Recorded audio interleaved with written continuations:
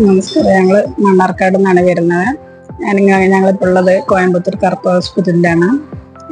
വന്നിട്ടുള്ളത് എൻ്റെ ഹസ്ബൻഡിന്റെ തോളിലൊരു മുഴ ഉണ്ടായിരുന്നു. അത് സർജറി ആയിട്ട് ബന്ധപ്പെട്ടിട്ട് വന്നതാണ്. 2007 തുടങ്ങിയതാണ് അത് മുഴ വന്നിട്ടുള്ളത്.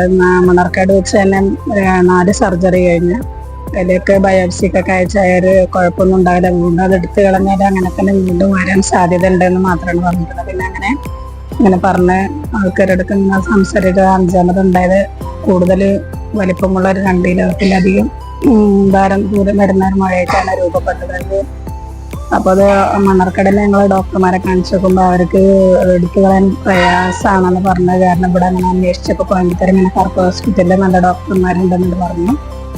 അങ്ങനെ വന്നതാണ്. ഞങ്ങളിപ്പോൾ വന്ന് ഇവിടെ ഗോപിനാഥ് സാറിനെ കാണിച്ച് അവര് സർജറി ചെയ്ത് തരാന്ന് പറഞ്ഞ സർജറി കഴിഞ്ഞു. പിന്നെ പ്ലാസ്റ്റിക് സർജറി ഉണ്ടായിരുന്നു, അതും കഴിഞ്ഞിട്ടുണ്ട്.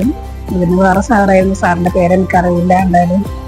എന്തായാലും നല്ല ഇമ്പ്രൂവ്മെന്റിന് ഞങ്ങൾ കഴിഞ്ഞിട്ടുണ്ട്. ഇപ്പോൾ കുഴപ്പമൊന്നുമില്ല. ഞങ്ങൾ ഡിസ്ചാർജ് ആയി പോകാൻ നിൽക്കുകയാണ്. നല്ല ഡോക്ടർമാരെ നല്ല പരിചരണം ഞങ്ങൾക്ക് കിട്ടിയിട്ടുണ്ട്. ഇവിടെ വന്നതിന് ശേഷം എല്ലാം കൊണ്ടും നല്ലതായിട്ട് തന്നെ ഞങ്ങൾക്ക് വന്നിട്ടുള്ളത്. അപ്പോൾ